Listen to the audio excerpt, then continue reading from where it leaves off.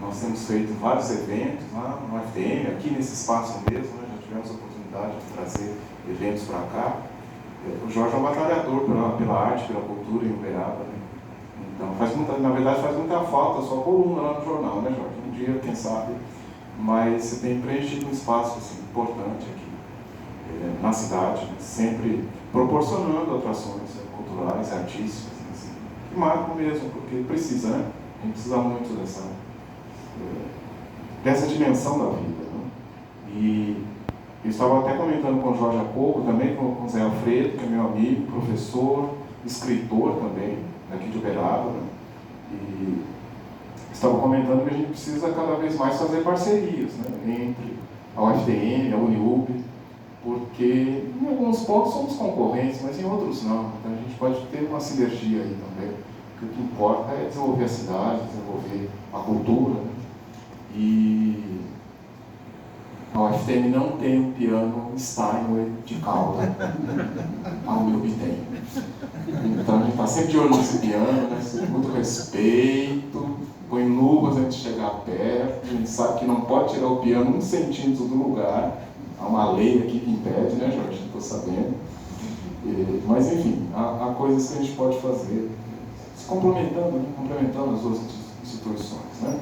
Meu sonho é que a gente possa realizar aquilo que é o potencial de Uberaba. Na verdade, é mais do que isso. Uberaba é uma cidade universitária. Nós temos a UFTM, temos a UniU, temos outras instituições de ensino superior aqui. Acho que precisa falar mais disso. Então, todo lugar que eu vou, eu falo. Uberaba é uma cidade universitária. Ela precisa só assumir isso, dizer, fazer propaganda, né? Enfim, quem sabe a gente consiga estreitar essas parcerias, né? E agradeço a Camila também por ter aceito o convite para fazer a abertura, né? Eu achei até engraçado, eu estava aqui, eu selecionei esses 2 poemas, né, que são de poetas importantes do expressionismo alemão, mas eles já estão mortos, então eu vou dizer, né? O poema da Camila é melhor do que o deles, né? É até mais expressionista do que os deles. Eu estou brincando, mas estou falando sério. Se a gente observa o cinema do expressionismo alemão, que foi o que eu estudei, mas também a pintura, eles têm uma energia, uma rebeldia, uma loucura, que eu acho que está mais no poema da Camila do que nos 2 poemas que eu selecionei. Então, agradeço mais uma vez. Você vê que a Camila tem todos os talentos da mulher clássica, mas tem o principal, que é a modéstia, né? A mulher clássica é sempre modesta, não precisa falar. Aí a Camila chamou o poema dela de rascunho. Não sei se é o rascunho, vou esperar quando você passar a lista, então. Muito obrigado, viu? Muito obrigado por isso, por estar sempre presente, né? A gente está sempre fazendo parcerias. Quando eu lancei um outro livro, a Camila fez um vídeo também, interpretando a personagem, né? Então, o ano que vem eu vou lançar outro romance, e aí você faz outro vídeo também, mais né? tempo eu faço uma apresentação cênica. Olha, promessa é dívida, eu tenho testemunhas, né? Tenho testemunhas. Então, muito obrigado, viu, Camila? Agradeço também aos meus colegas, né, da UFTM que vieram aqui me prestigiar, né? Veja, noite de sexta-feira, você podia estar em casa assistindo as novelas, né? Novela das 7, das 8, das 9.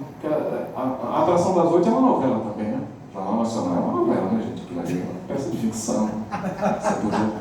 é um pouco, né? Manipulação total. Você podia estar lá, mas deixou um pouquinho seus afazeres para vir aqui.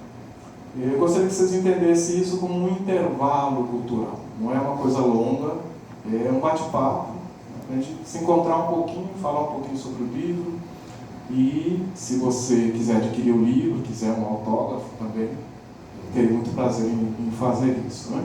Mas essencialmente eu queria fazer uma apresentação do livro, falar um pouquinho sobre ele.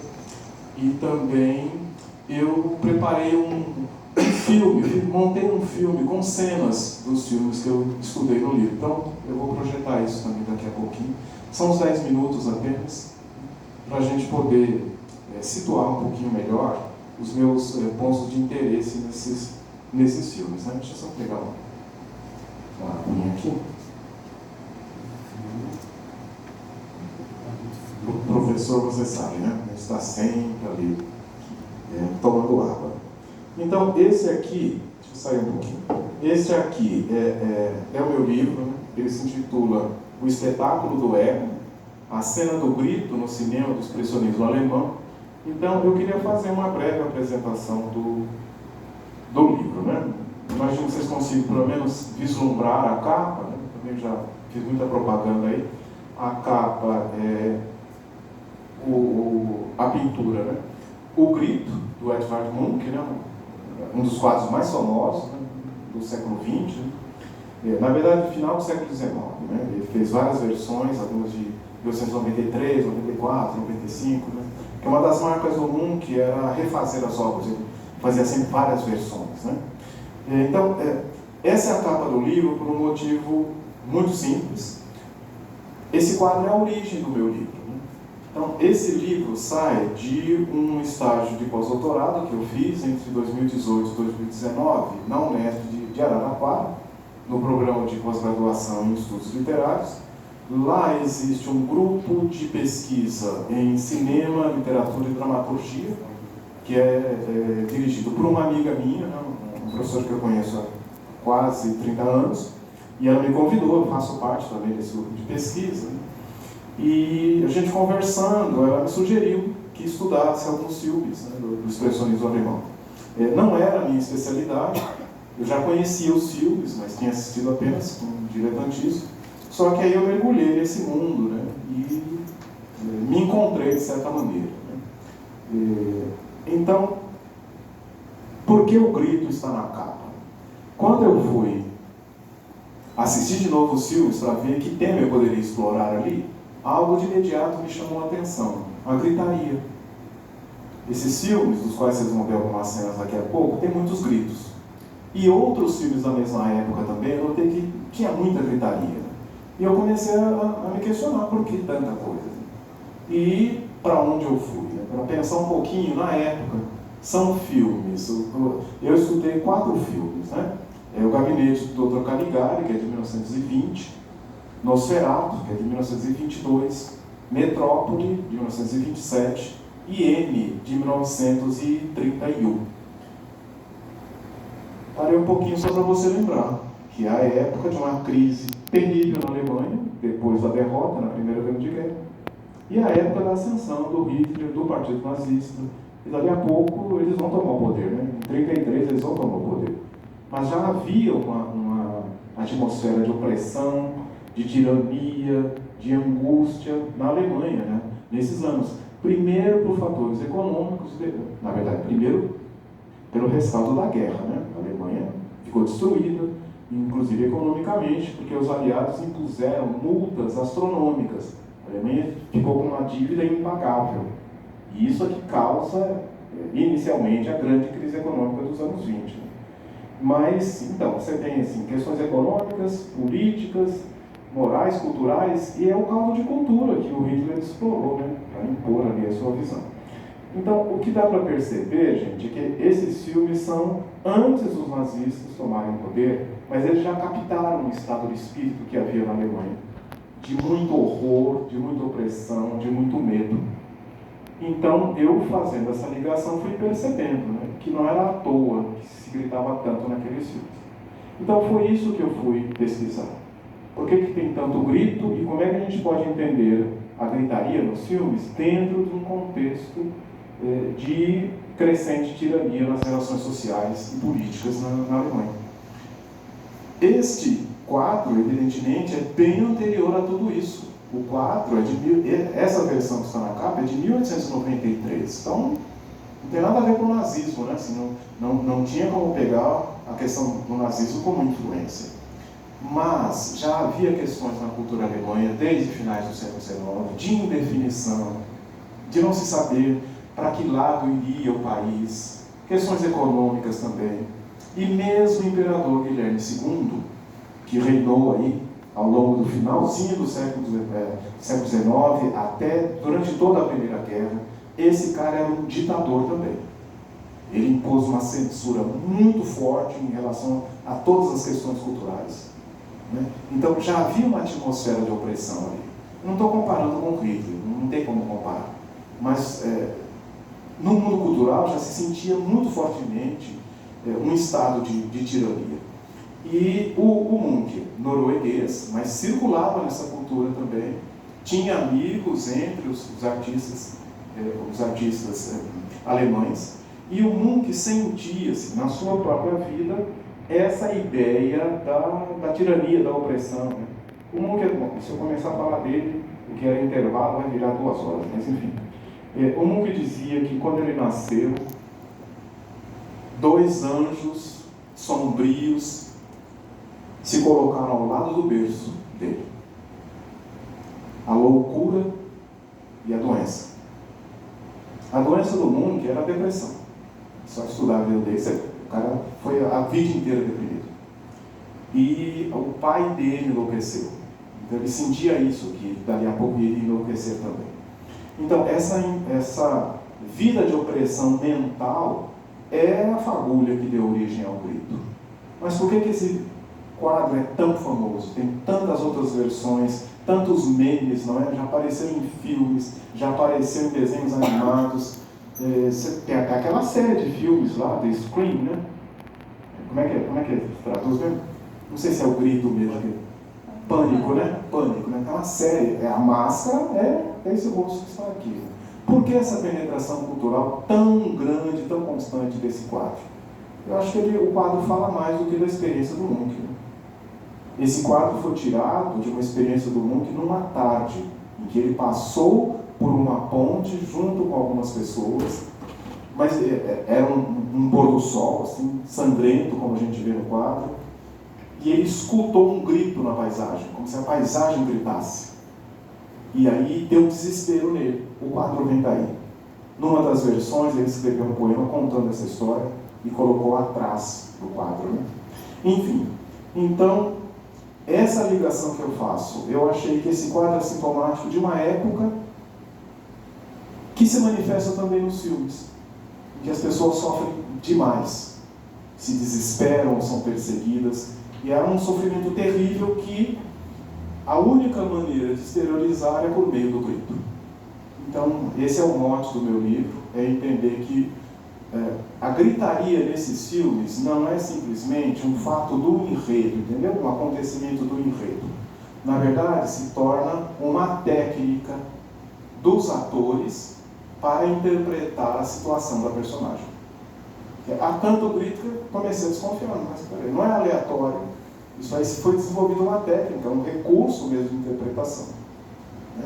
Tanto que, sem querer pegar um outro atalho aqui, que ficaria 2 horas, na mesma época, ali pelos anos 1914, 15, surge uma tradição no teatro, não no cinema, no teatro alemão, no teatro expressionista alemão, que a gente chama de teatro do grito.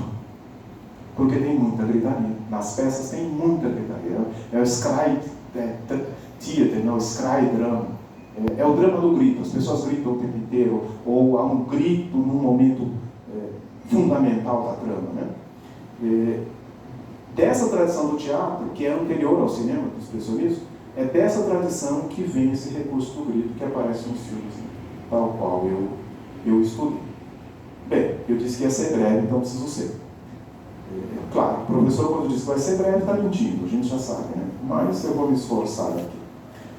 Então, para poder entender como é que o grito, nessas cenas que daqui a pouco vocês vão ver, como é que ele pode ser mesmo visto como um recurso de montagem de cena, mas também de atuação dos atores, eu recuei um pouco, porque eu queria entender o grito no cinema, e é engraçado, né? Eu falo do grito em filmes mudos. Os filmes são todos mudos. Então é um grito que você vê, não é um grito que você escuta. Exatamente, é um grito que você vê. Então, para entender por que esse grito, assim, a intensidade desse grito se torna um recurso, então, aí eu comecei a recuar um pouquinho na história da arte para ver quais recursos tinham sido usados anteriormente para transmitir uma ideia de intensidade, de desespero, de forte emoção. Aí entra o Munch, né? Porque você, examinando esse quadro, o grito não está apenas no fato de que essa personagem abre a boca e levanta os braços e grita. O grito está na paisagem inteira. Inclusive, travou aqui.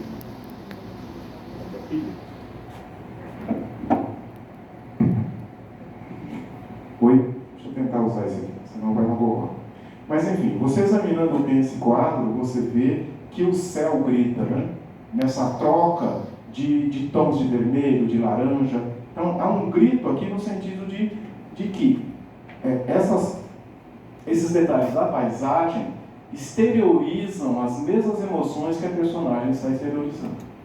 Então, eu comecei a entender o grito, o quadro, como um grito completo, e não apenas porque a personagem está com a boca aberta.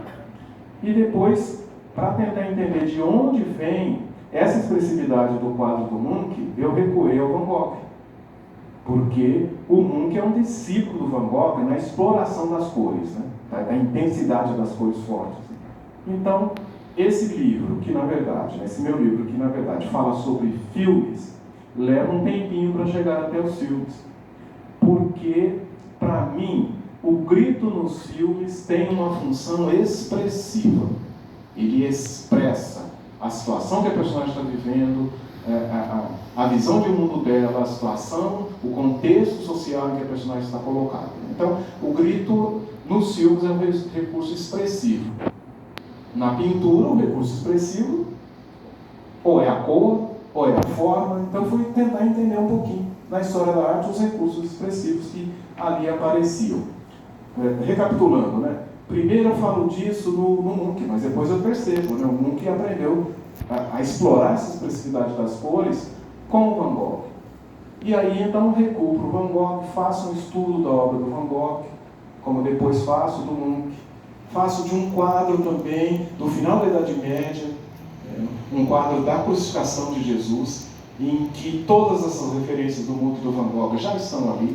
Então, eu faço esse recuo para depois chegar aos filmes e tentar fazer uma ligação entre a cor como expressividade na pintura e o grito como expressividade nesses filmes. Gente, tudo isso eu estou falando para justificar o fato de o livro ter quase 500 páginas. Você vai ver, tenha um pouquinho de paciência, tá?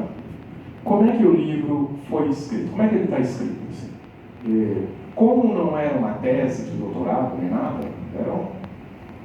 estava fazendo um pós-doc, a gente tem uma liberdade maior na escrita. Então eu resolvi escrever um ensaio.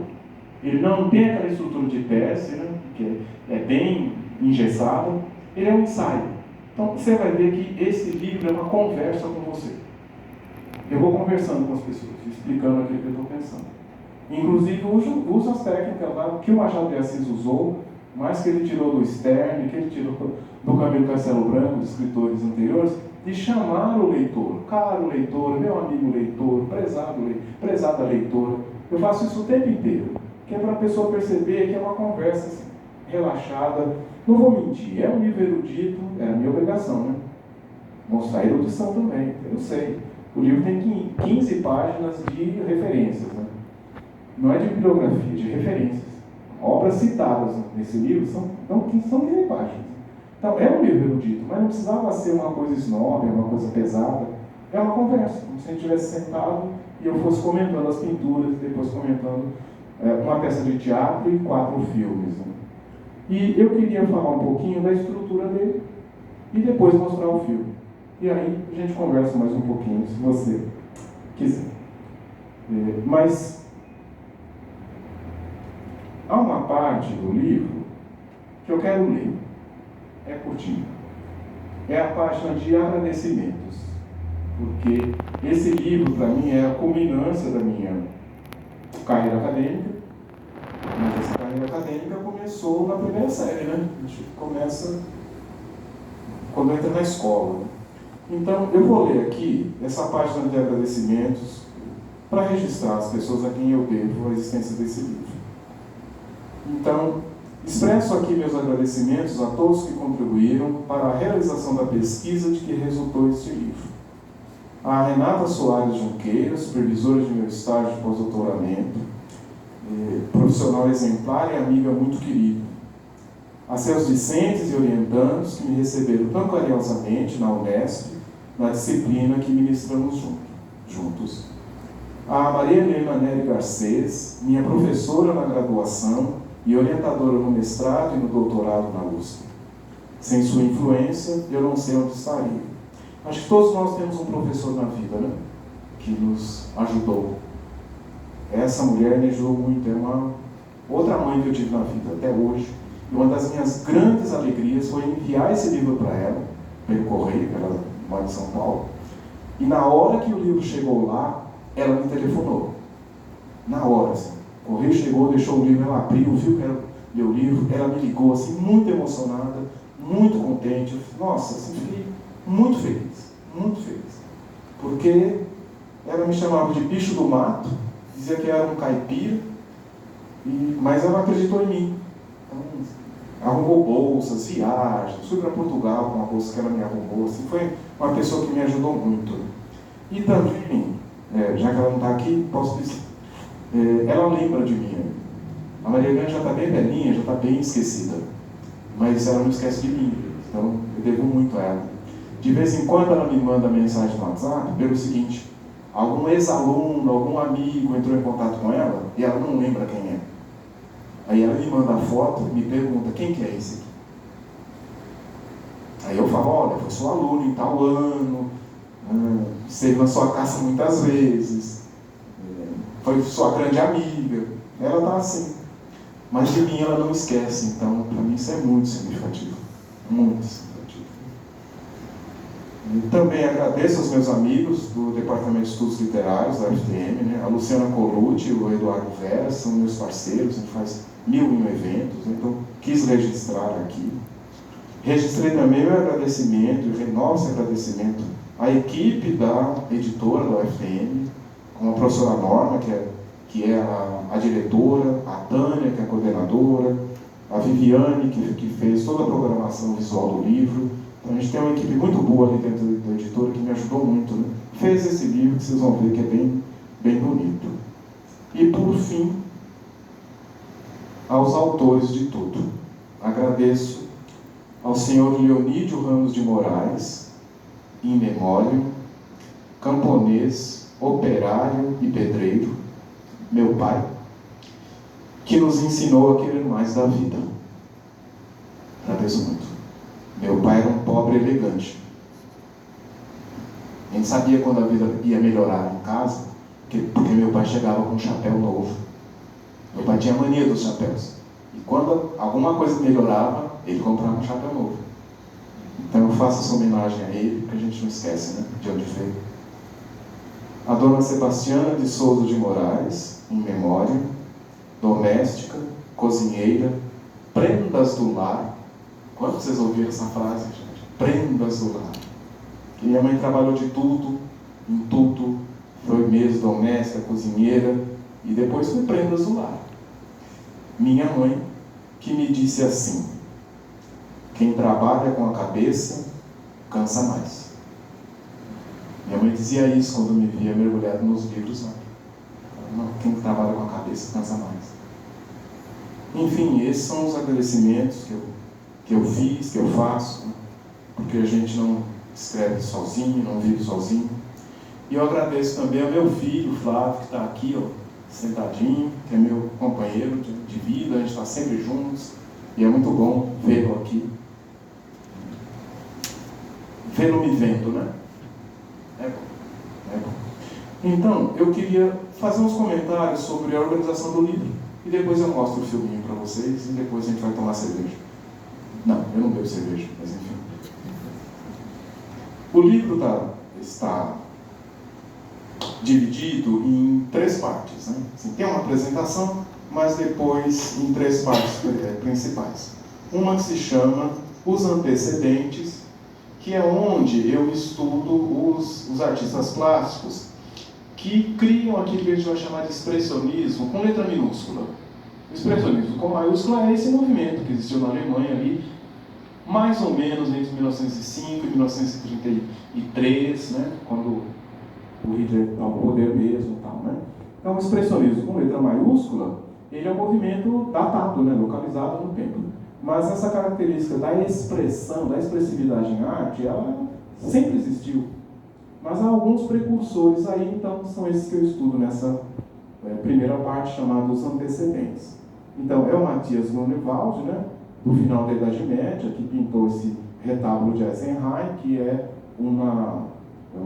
é a crucificação de Jesus, e tudo que o expressionismo depois vai fazer em arte, no século XX, já está ali em semente, né? A questão da deformação das figuras, da intensidade das cores, da projeção do estado do espírito do artista na obra. Então, tudo isso já está no retábulo de Eisenheim. Depois, então, eu estudo Van Gogh, né, como o pai do expressionismo alemão, como alguém que realmente deixou um legado de expressividade muito forte e também de deformação das linhas e dos volumes, né, que depois a gente vai ver na pintura do expressionismo, na poesia, no teatro e também no cinema. Assim. Espero que você leia o livro, então não vou contar inteiro, né? Mas assim, a deformação é a base do expressionismo nas artes plásticas, e eu entendo que o grito no cinema é essa deformação, que você deforma a voz ao gritar e deforma o rosto também, né? Pela expressão, como você faz a expressão facial. Então, é por isso que eu faço essa ligação entre o Munch, entre o Van Gogh e o expressionismo, nesse sentido da deformação e da intensidade. Então, nessa parte, os antecedentes, o Grunewald, o Van Gogh e o Munch.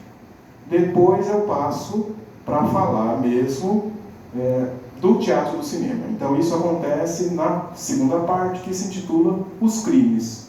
Porque todos esses filmes contêm crimes, né? Por isso tem tantos gritos. Então, nessa segunda parte do livro, eu falo um pouquinho de uma peça de teatro que tem muita importância, né, para a caracterização do que a gente vai chamar de expressionismo.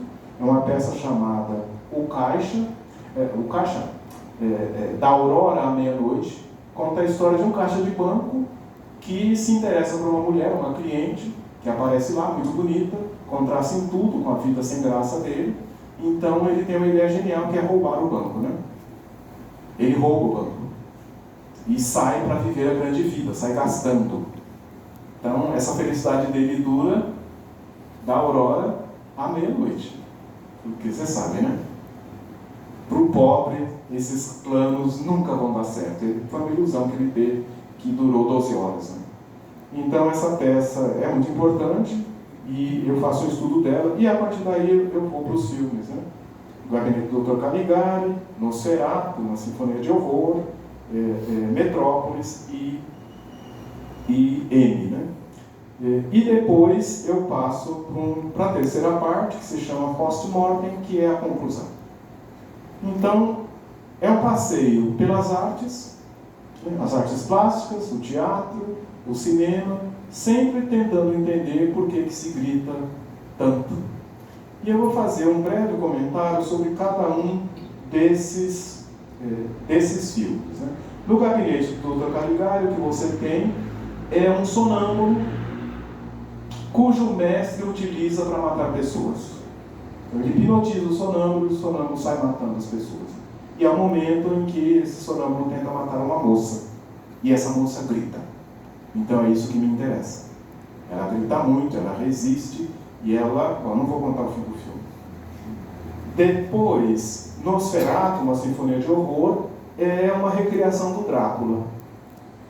Não é exatamente uma adaptação, porque se você comparar o livro com o filme, não tem nada igual, né?